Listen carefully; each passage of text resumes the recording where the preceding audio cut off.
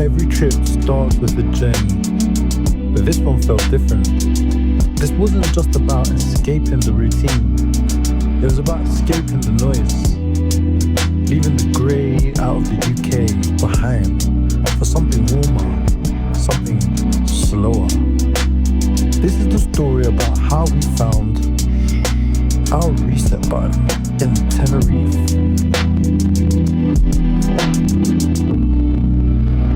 Just call me Seb Green, and as a videographer, I'm always looking for the story. And the story of Tenerife isn't just in the postcard views, it's in the atmosphere. The Canary Islands have this reputation for being incredibly laid back. And let's be honest, it's known for having some of the best, most relaxing weed policies in Europe. We weren't just here for the sun. No. We were here to soak in that famously chill vibe. Now, the success of any trip like this hinges on our home base. You need a place that feels like a sanctuary. And this was it. Tucked away in the hills of Costa Adeje, this villa wasn't just a place to sleep. It was the heart of our holiday. The center point would always come back to you.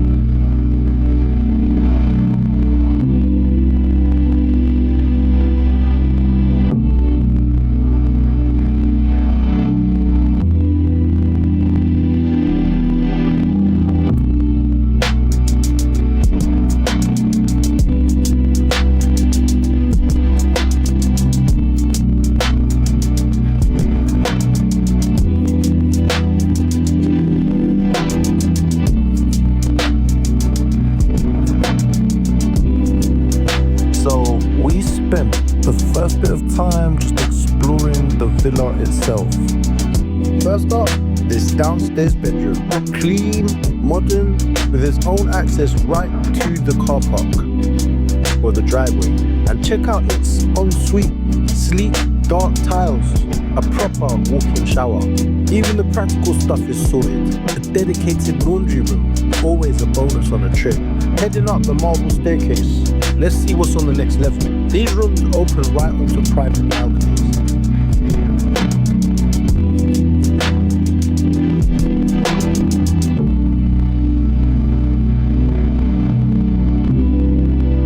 Another stylish bathroom here too. I love the contrast of the black fixtures and the white walls. Simple and elegant, man, that always works. The attention to detail was on point. I'll give them that. Imagine waking up to that view every morning. The light was incredible. When your environment is this clean and open, it instantly puts your mind at ease. Honestly, with a spot like this, you're almost tempted not to leave. But this island was calling, and our first exploration was about to begin. But the real heart of the villa is down here. The whole space is open plan, flowing from the lounge to the dining area, right through to the kitchen, and it all opens up to this main patio. This is where we knew we were spending most of our time. The private pool shimmering under the Canary sun. Just look at the light flooded in. The design is classic Canary luxury. Terracotta roof tiles, open balconies, and plenty of space to breathe. From here, you can get a real sense of the island's scale. The whole coastline stretches out before you. It's the perfect spot to watch the world go by. To be honest, it was everything that we were looking for. So let me introduce you to the crew. That's the whole soul of the group. Always observing, always bringing that calm, wise energy to the forefront. Our planner, well, planners, and our driver. Nothing can't go forward without these two. These guys are the reason the trip runs so smoothly. And of course, you always need someone who's just down for the ride, ready for anything. It's a solid team, a perfect balance of personalities. Alright, first morning. You can feel the warm air hit you as soon as you step outside. Wafting. There was a unique energy to the first proper day of our holiday. It's a blank page. The whole group was buzzing with the quiet curiosity, ready to see what this place is really about. And also to find a good, well, you know. We had a destination in mind. UK's artist, Big Narstie. Growing up listening to Big Narstie, definitely had to try his food at his restaurant called Narsties. A Jamaican restaurant out here in Tenerife. And we just had to check it out. It's always interesting seeing people from home building something new abroad. It's a little slice of home with the Caribbean Canary Islands twist.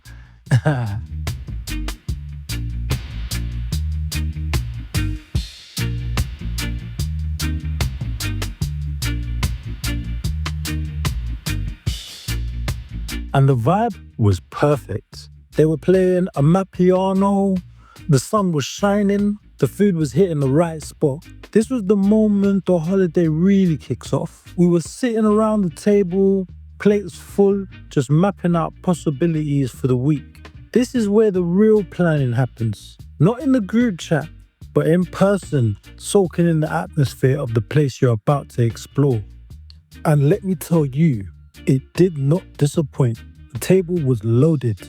We had classic curry goat on the table and the signature jerk chicken with all the sides. For my own plate, I kept it classic with a proper soulfish patty and a side of amazing mac and cheese.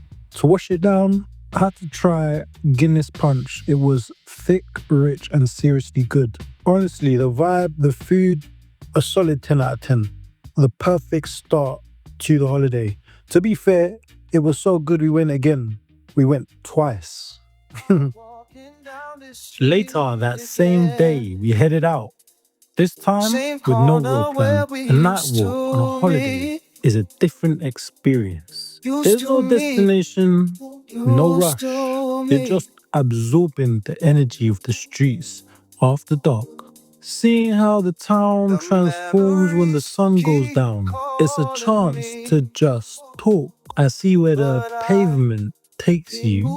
Walking through the streets, I was immediately trying to get a read on the place. How much of this was traditionally Spanish life and how much had been shaped by tourism, particularly from the UK.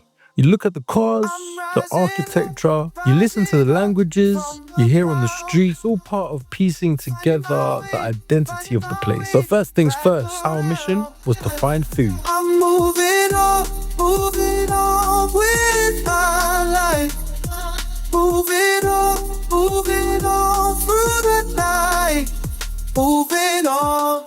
This is one of my favorite things to capture. The island at night from above. The road becomes these ribbons of light, like arteries of the island pumping life from the towns up into the quiet hills. It's so cinematic and so peaceful into a moment of its own. But now I walk moving wrong. From this height, the whole neighborhood looks like a futuristic circuit board with each pole glowing an electric blue. It gives you this amazing sense of perspective. You realize everyone is living in their own little bubble of light down there. It's a powerful reminder how big the world is and how we were just one small part of it for 1 week at least. And this right here, this has become our nightly ritual where we get back to base, put on some music, more like Amapiano or Afro House if I'm in control of the speaker, and just decompress by the pool. These sessions include smoking Tenerife's finest weed until late in the night. These kind of conversations are more time the best times. It's where you trade stories from the day, laugh about something stupid that happened, and start dreaming up the plan for tomorrow. These are the moments that really anchor the trip, because no matter how great the night is, the sun always comes up. The canvas is blank again, and a new day is awaited to be painted. You can't go to an island like Tenerife and not get out on the water. We decided to go all out and get some jet skis for the day. The adventure starts before you even get on one. With a boat ride out from the coast, taking you to the open water where the real fun begins, the anticipation in the group was buzzing. No one was shitting their pants. Let me repeat, absolutely none of us were shitting our pants. If you know, you know. All right, this is the moment. Firing up the engine, you feel the power underneath you. Pause. Well, let's continue for now. We headed out, following our guide along the stunning coastline of what I thought was Costa Adeje. The view of the island from the sea was just incredible. The whole time, there was even another guy on a separate boat buzzing around us, grabbing photos, which was a nice touch. But the first stretch, we were just getting the feel for it, carving through the waves, swerving in and out. The freedom was unreal.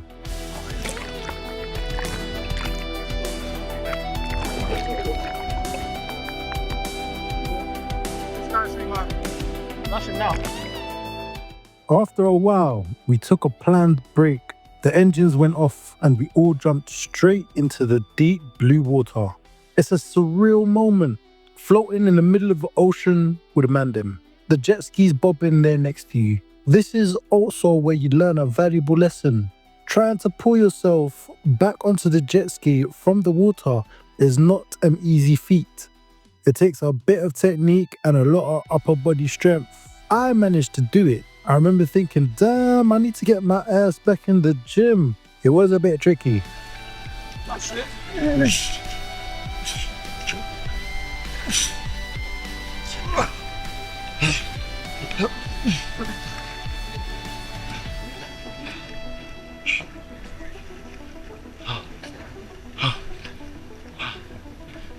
No.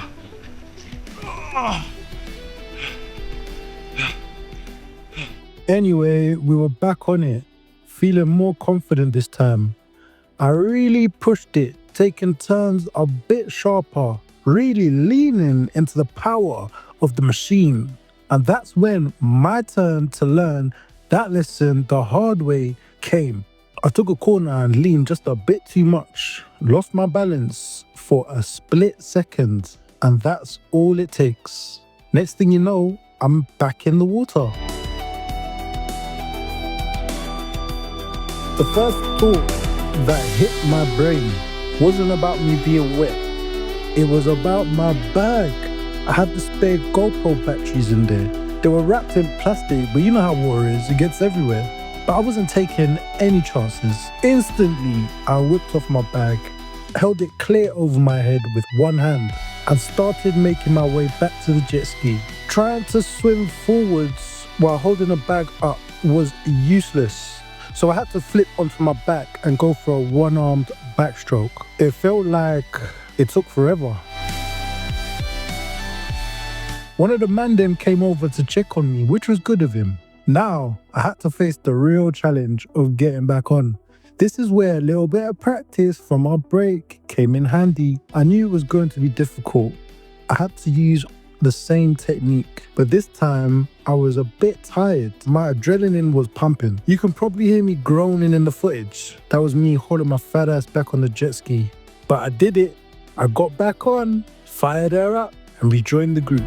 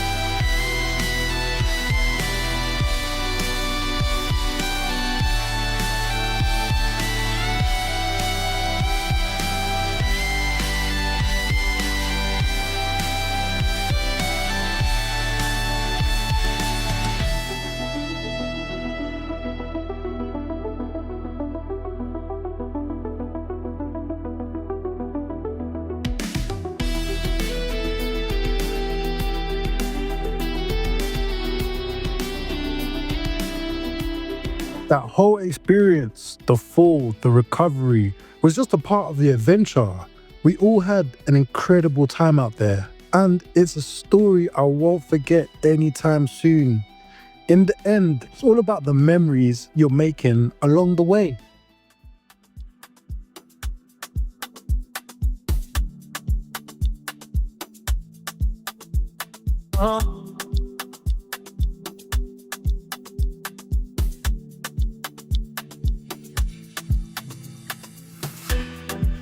I've been working through the pain. For this meal, we found ourselves by the beach and in the mood for some Indian, so we dropped into a place called Spice Garden. The location was prime, right on the waterfront. The food came out looking pretty decent too. The mandem had the buttered chicken on the table. This dish is a go-to for the mandem, of course. And a couple of us shared some mixed grills. There was plenty of fresh naan and rice to go around. I went for the salmon and rice, which came with fresh salad. I'll be honest, it wasn't as amazing as the first place, but I was hungry and it wasn't bad at all. It did the job and refueled us for the rest of the day. One of the best things about this trip was the complete lack of pressure. Every day was a chilled day. There was no strict itinerary. No need to rush from one tourist trap to another. The agenda for most days was as simple as it gets. Head down to the coast, walk the promenade, and just let the day unfold. And this is a highly unrated travel activity. People watching. We grabbed some ice cream and then just posted up. The promenade is the theatre of life. You see every character imaginable. The families trying to wrangle their kids together. The tourists that are visibly regretting not wearing enough sun cream. It's the best kind of reality TV, and it costs nothing. And just like that, the sun dips and the second act begins. The entire vibe of the promenade shifts. The beachgoers are replaced by people heading out for the night. The street vendors lay out their goods, and the air is filled with the smell of a dozen different restaurants. The island puts on a whole different costume after dark. When you look back on the trip, your memory doesn't play it out like the film. It's more like this is a montage of fragmented moments of the walks, the conversations, the views. They all blur together. It's not a linear story, but a mosaic of feelings. And that's exactly what we're coming for. Not just to see a new place, but to create a collection of memories. Of course, you can't have a view like this and not send the drone up.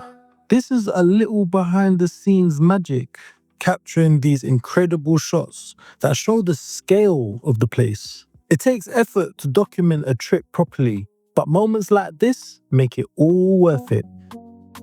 Surrounded by 1,000 faces, but I'm searching for just one. All these bodies in motion, that I feel like I'm alone. Music loud. The great dinner debates. It's a nightly ritual for any group. You walk through these plazas, bombarded by neon lights and enthusiastic hosts trying to lure you in. As a pescatarian, my role in these debates is simple. I stay neutral and wait for the carnivores to battle it out. Tonight's main event was a classic showdown. Spanish tapas versus a proper Indian curry. Who's gonna win? And we have a winner. The incredible pull of a good curry won this round. Dalia Daraba it is.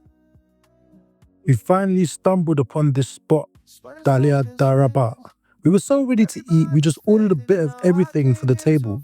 Butter chicken, curry lamb, Bombay potatoes, chili prawns, a tandoori mixed grill. I was so hungry that I forgot to even pull out the camera and press record. We just got stuck in. You know, after all that searching for the right place to eat, it turned out to be exactly what we needed. Indian food is a personal favorite of mine, and in general, this was just a really nice, satisfying meal to end the night. Guys, this is the end of the trip.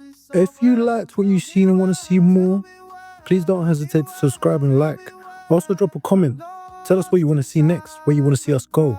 There's a lot of places on my list that I would love to go, so definitely we'll try and make that happen. Thanks a lot, guys.